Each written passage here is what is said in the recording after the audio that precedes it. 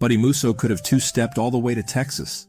He was finally in love, after nearly 2 decades of yearning for companionship and romance. Musso, 59, met Sue Basso in the spring of 1997 at a church bazaar near his home in Cliffside Park, New Jersey. She was visiting from Houston. Their long-distance relationship moved along quickly. Musso mooned over the woman. He would blush like a teenager after every phone call, then tell friends all about the woman he called "my lady love."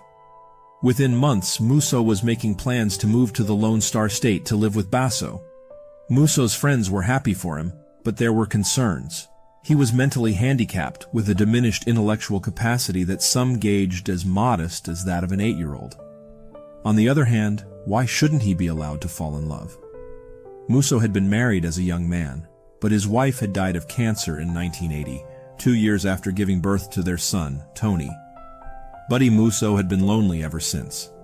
He worked as a grocery bagger at ShopRite and lived at an assisted living home in Cliffside Park, across the Hudson River from Upper Manhattan. His fellow residents were protective of him. He dreamed of being a cowboy singer, and he could make anyone smile with his slightly off-key renditions of country western hits he learned from the radio. He was so affectionate, neighbor Gene Albanese told a New Jersey newspaper reporter. If you gave him a little bit of attention, he became very attached to you. Albanese and others worried about the motivations of Sue Basso, who was grossly overweight and at 44, 15 years younger than Musso. Why was she so eager for him to move to Houston? Despite the gossip, Musso began shipping his meager possessions to Basso's home in Jacinto City, Texas, just outside Houston. Using his Social Security check, he bought a cheap engagement ring and a new set of Western duds for the trip. He bid his friends goodbye and told them to prepare for a big wedding reception at the Cliffside Park Legion Hall. On June 14, 1998, he boarded a Greyhound bus wearing pointy-toed boots, a neckerchief, and a new cowboy hat. In Houston, his lady love was eagerly awaiting his arrival. 10 weeks and 2 days later, a jogger noticed a misshapen lump in a ditch in a scruffy section of Galena Park, a Houston suburb adjacent to Jacinto City. He got close enough to see it was a human form and he called the police. In police cause of death jargon, the Galena Park cops judged that the victim had died of multiple blunt impact trauma. The description sounds like a series of thuds, muffled body blows. The killing had happened elsewhere. The body, which had no identification, had been cleaned up and dressed in fresh clothing before it was dumped. A right shoe was on his left foot, and the right foot was shoeless. A morbidly obese woman lumbered into a Houston police station a few hours after the body was found. She gave her name as Sue Basso, and she reported that Buddy Musso, the feeble-minded man who lived with her, had turned up missing. The corpse in the park would prove to be that of Buddy Musso. A post-mortem would reveal that the feeble-minded man had died an awful death. A 7-page autopsy report contained a numbing catalog of cuts, mutilations, and fractures, including a broken nose, black eyes, 17 cuts on his head, and a bone fracture in his neck. The examination found some 30 cuts and cigarette burns on Musso's back, as well as bruises to his chest, abdomen, genitals, arms, legs, hands, and feet. His skull was fractured, and he had 14 broken ribs and 2 dislocated vertebrae. The likely cause of death was a final fatal blow to the head, probably from a baseball bat or a 2x4. Coroners said the injuries were inflicted over a period of days, perhaps even weeks, while the victim was alive. In other words, poor Buddy Musso had been tortured. An old police adage goes something like this: intelligence and the perpetration of a criminal act often are mutually exclusive. The Musso murder was a case in point. In October 1995, the Houston Chronicle published a gaudy paid engagement announcement for one of those snooty Silver Spoon Lone Star brides. The lucky lady's name was given as Suzanne Margaret Ann Cassandra Lynn, Teresa Marie Mary Veronica Sue Burns Stanlinslawski. The announcement said she was heiress to a Nova Scotia oil fortune, that she had been educated at fine schools abroad, had been an accomplished gymnast, a former nun, and a selfless volunteer on behalf of unfortunate girls in upstate New York. Her equally impressive fiancé, Carmine Joseph John Basso, was a Vietnam War hero who had been awarded the Congressional Medal of Honor. The announcement continued to describe the exceptional lives of the charmed couple. 3 days later, When the Chronicle hadn't been paid the $1,372 cost of the ad, the paper ran a note that it was looking into apparently erroneous information in the announcement. The betrothed woman with the gilded personal history did not surface again until Buddy Musso's murder. It turned out that Sue Basso's life was something less than charmed. She lived in suburban Jacinto City in a dumpy house filled with a collection of human misfits, dogs, cats, and ferrets. One inhabitant was her son, James O'Malley, 24, who lived a fantasy life as a special operations soldier. He wore military regalia day and night, including in bed. His mother had a pet nickname for him, Bozo the Clown. Police led Basso and O'Malley to the Galena Park ditch so they could confirm that the dead man was their missing friend.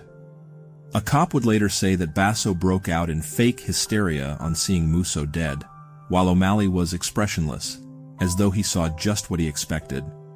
"The lack of reaction just gave me that gut feeling that he knew before we got there," Robert Pruitt, Galena Park's assistant police chief, would later say.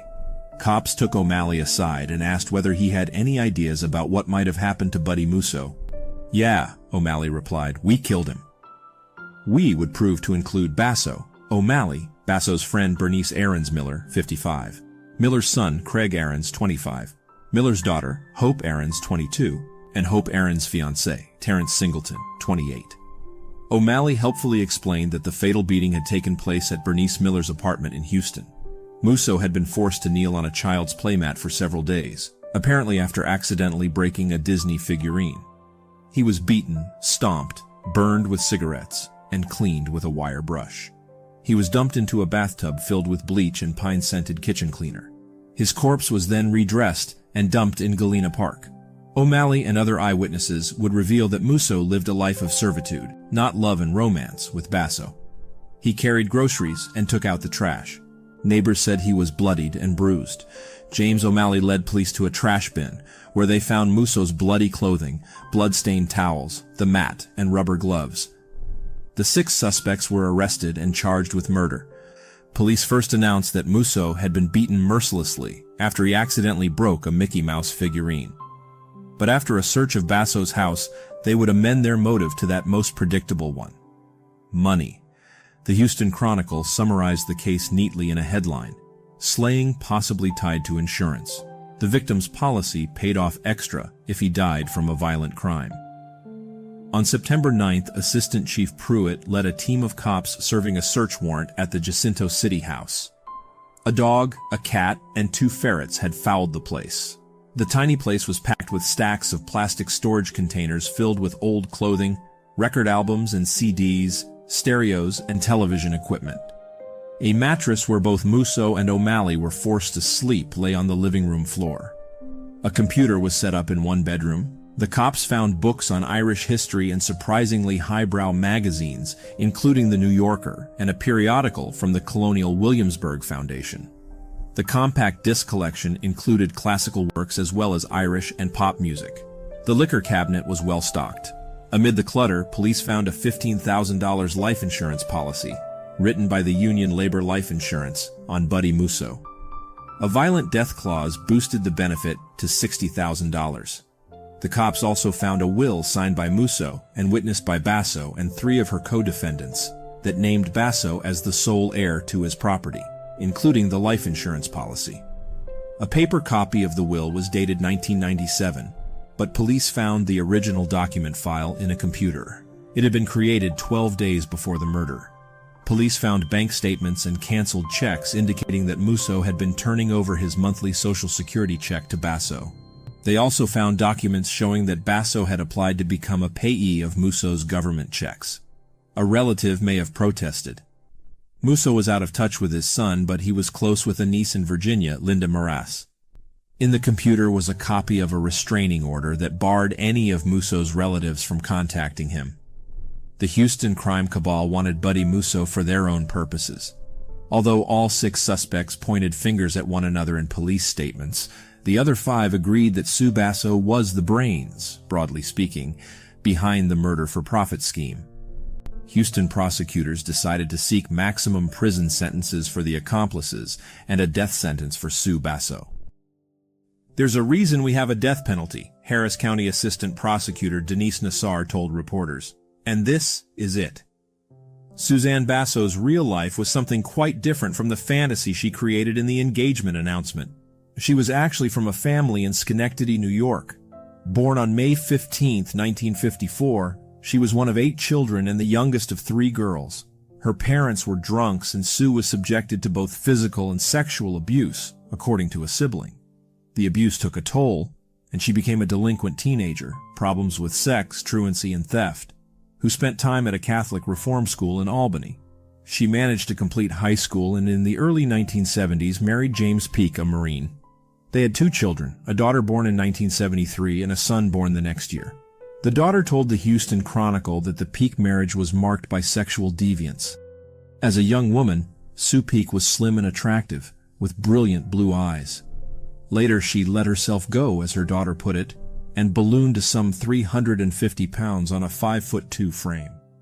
She was promiscuous, and her husband abided by the behavior. The daughter, Christiana Hardy, recalled waiting with her father in a bedroom or on the porch, while her mother finished grunting and groaning with one special friend or another. Sometimes she would take her children on a sexual rendezvous. I remember being embarrassed, Hardy told the Chronicle. My brother and I were sitting at the kitchen table in this stranger's house, and our mom was in the other room having sex with him. The family moved several times, to coastal North Carolina, to Houston, and back to Carolina. In 1982, James Peake was arrested for molesting his daughter. He was convicted of taking indecent liberties with a child, and spent 11 months in jail in North Carolina. Hardy, now married and a mother of 3, said sexual and physical abuse was part of a lifelong pattern. She recalled one time when Basso forced her daughter and son to undress for 2 maintenance men who were visiting the house. The son, James, was beaten and abused by both his mother and father. "That's how I learned my self-defense," he would later say in court. "My father beat the shit out of me." Both children went to foster homes during their father's imprisonment, but eventually were sent to live with relatives. In the early 1990s, James, Suzanne, and the children reunited in Houston. Sue Peake decided to make a fresh start by changing the family's surname to O'Malley. She created a new Irish-American persona and decorated her house with Kelly green paint, shamrocks, and leprechauns. "Everything was green," said Richard Charlesworth, one of a procession of people who lived at the Peake O'Malley house. He told the Houston Chronicle that he accepted their offer of a bed after he lost his job, but the arrangement didn't last long. "It was like living with the Addams family," he said. "They would pick almost anyone up off the street," said Christiana Hardy. "They were weird like that." They were weird in other ways as well. Basso and her son had a sexual relationship, for example, and she sometimes forced him to shoplift or beg. His mother forced James to eat on the floor, and she often locked him in the house during the day, nailing the windows shut so he wouldn't leave. The son complained to authorities when he was 17, but a county social services investigation went nowhere. In 1993, Sue Peake, who sometimes worked as an apartment complex security guard, became romantic with Carmine Basso, who owned a Houston security firm, Latin Security and Investigators Corp. Basso soon moved in with Sue, and her husband moved over, but not out of the home. They were a mismatched pair. Basso, who came from New Jersey, was thin as a stick figure. He chain-smoked cool cigarettes and paced nervously. Sue Peake, on the other hand, could hardly lug her heavy load from the easy chair to the sofa without huffing and puffing. They fought frequently, but Basso eventually replaced James O'Malley altogether in Sue's bed. James lingered around the house for a few months before moving elsewhere in Houston. Basso's relationship with Sue led to the flounce and artifice engagement announcement in the Chronicle. They never bothered to marry. They couldn't because Sue had never divorced James. No matter, she introduced Basso as her husband and began using his last name. In 1997, Sue Basso planned a trip to New Jersey, apparently to visit Carmine's family. During the trip, she met Buddy Musso at the church bazaar. In another odd turn in Sue Basso's serpentine life, Carmine Basso turned up dead around the time of the New Jersey trip. Sue Basso said she was in New Jersey at the time, although friends said she was in Houston when Carmine died. Basso was found dead in the office of his security firm. An autopsy indicated a natural death caused by erosive esophagitis, a severe form of acid reflux. that was complicated by malnourishment. The death had two effects.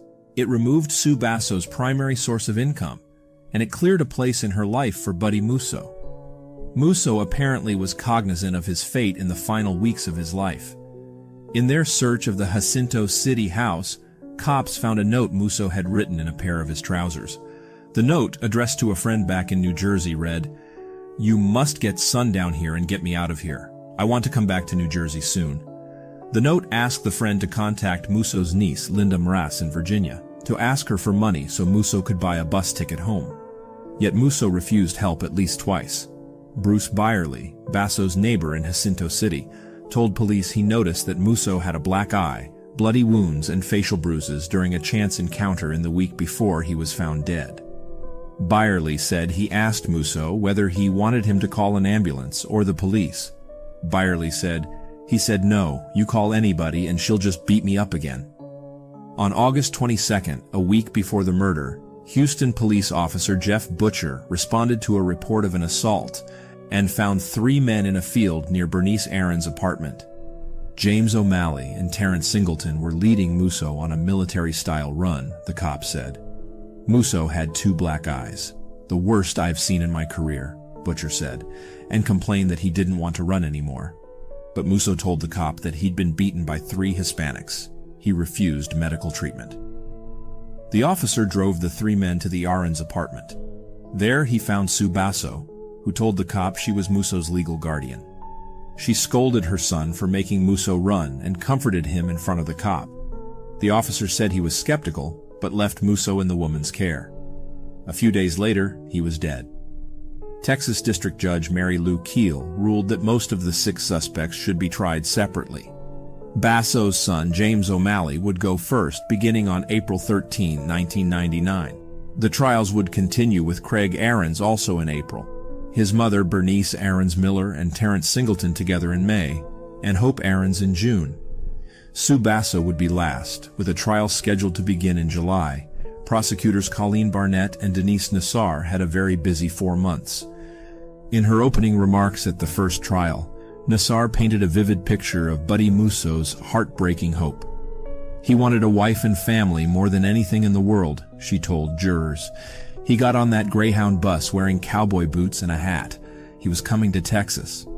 James O'Malley mounted the witness stand to testify that he felt pressured by his mother to take part in the killing. "I didn't know what else to do," he said. "I was scared of my mother." His testimony gave jurors a glimpse of Musso's treatment at the hands of the Texans. The abuse began soon after he arrived in Houston, but escalated near the end. Musso was frequently handcuffed, sometimes at home, sometimes in the back seat of the car, while the group enjoyed a meal in a restaurant. O'Malley said Musso was forced to kneel on a mat and was denied food and water. He cried frequently and was beaten in retaliation. Denied access to a toilet, he wet himself and was beaten more.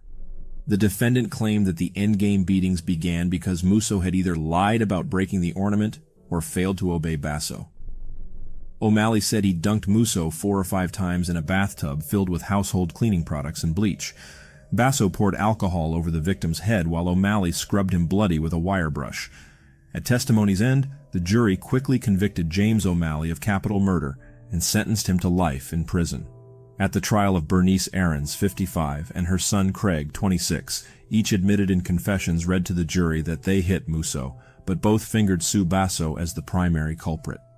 After the murder, Bernice Aarons said in a statement to police, "Basso said we had to make a pact that we can't say anything about what happened. She said if we get mad at each other, we can't say anything." The jury convicted both of murder. The mother got 80 years and the son 60. At his trial, Terrence Singleton admitted that he kicked Musso and hit him with a baseball bat, but his confession, read to jurors, tried to implicate James O'Malley and Sue Basso as the most highly culpable. "The blows that killed him are the blows of Susan hitting him with the vacuum, and James constantly kicking him in the back of the head," Singleton stated to police. "I know he didn't die from us hitting him because he had been up and responsive." The jury judged Singleton equally responsible. It convicted him of capital murder and gave him life in prison. The trial of Hope Aarons, 23, featured a bizarre vignette. Aarons, who claimed she could not read or write, asked for a meal before she would agree to make a statement. Jail officials gave her a TV dinner, which she eagerly devoured. After cops had written out the woman's statement, they asked Galena Park police dispatcher Tammy McCormick to read it back to Aarons to make sure she agreed with every word. Aarons wasn't interested in the statement. She wanted another free meal. Her statement made me nauseous and sick. She was calm, fine, like nothing was wrong, McCormick testified. I was so upset I wanted to vomit, but all she wanted was another TV dinner. Like that of Singleton, Hope Aarons' confession blamed Sue Basso and James O'Malley for inflicting the deadly injuries. But she did say, "Buddy broke one of my Mickey Mouses and said that he wanted me and my mom to die, and I hit Buddy with a wooden bird. But I did not hit him that hard. Buddy told me to stop, and I stopped after I hit him twice." Her murder trial ended in a hung jury. But that worked to the advantage of prosecutors, who dangled the possibility of a plea bargain in exchange for her testimony against Sue Basso, the final defendant. Suzanne Basso shrunk by more than half while awaiting trial.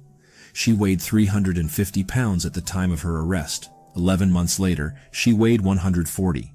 She insisted on using a wheelchair and claimed paralysis, mental problems, and chest and stomach pain. She also said she had regressed to her childhood and spoke in a squeaky little girl voice. A court-appointed shrink judged that she was faking, and Judge Keel agreed at a competency hearing that Basso was capable of facing trial. Each day she was wheeled into court. She appeared unkempt, and she sat morosely at the defense table, sometimes scowling and sometimes appearing not to pay attention, according to Houston Chronicle court reporter Steve Brewer. As in the other trials, the jurors heard the defendant's confession. Basso told police that she hit Musso with a belt, but tried to deflect blame on the 5 others. Hope Aarons said it happened differently. She took the witness stand to say that she saw Basso beat Musso with her fists, a belt, and a vacuum cleaner attachment. She said Basso jumped up and down on Musso as he collapsed on his punishment mat. Aarons said Basso encouraged O'Malley to kick the victim with his steel-toed combat boots. Musso was moaning when he went down. Then she hit him again on the back after she hit him on the groin, Aarons said. It came as no surprise when the jury convicted Sue Basso of capital murder. Jurors then had to choose between life and death for the woman. During the penalty phase, Basso's own daughter, Christiana Hardy, was the prosecution's marquee witness. The young woman recounted a miserable childhood. She said, "There was sexual abuse, mental abuse, emotional abuse, physical abuse, any kind of abuse she could inflict." Psychologist Floyd Jennings said of Basso, "She is a whining complainer to whom people would wish to say, 'Get away from me.'" Defense attorneys argued that Basso was not a future threat to society, but jurors were unmoved. After 6 hours of discussion, they judged that no mitigating circumstances could lead them to vote for life in prison. Judge Keel announced the death sentence. Basso slumped in her wheelchair and wept. As she was wheeled out of court, she cried in her little girl voice, "I am not guilty." But prosecutors deemed that justice had been served. Colleen Barnett said, "I've seen a bunch of evil in my job as a prosecutor, but she exhibits so many different demonic traits that it's hard to see her as anything but an evil-minded person." The final loose end in the case was tied up 6 weeks after Basso's conviction when Hope Aarons pleaded guilty to murder and was sentenced to 20 years in prison. She is the only one of the 6 Musso killers with a realistic chance of parole. Sue Basso, prisoner number 999329, resided on death row with 8 other condemned women at the Mountain View Unit Prison in Gatesville, 45 minutes west of Waco. 7 of the 8 women had longer death row tenures than Basso, and her execution was not expected anytime soon. The average stay on death row in Texas, including both men and women, is 10.5 years. So Basso should have been executed around 2010. Her daughter was counting the days. After the death penalty was announced, she hugged prosecutors and cried tears of joy. "We got a victory," Christiana Hardy told reporters. "This is wonderful. Justice has finally been served. She's off the streets. She can't hurt anybody. Let the inmates kill her. I don't care." She continued, "She was never a mother. She doesn't have any mothering instincts. She threw us away and left us out there to fend for ourselves. Now let her do a little fending for herself." Because Texas stopped giving special final meals to death row inmates, Basso had the usual prison food before her execution. This meal included baked chicken, fish, boiled eggs, carrots, green beans, and sliced bread. Her execution took place on February 5, 2014, at the Huntsville unit of the TDCJ. When the prison warden asked if she had any last words, she told him, No, sir. She was declared dead at 6:26 p.m. CST, just 11 minutes after receiving a lethal dose of the drug, pentobarbital.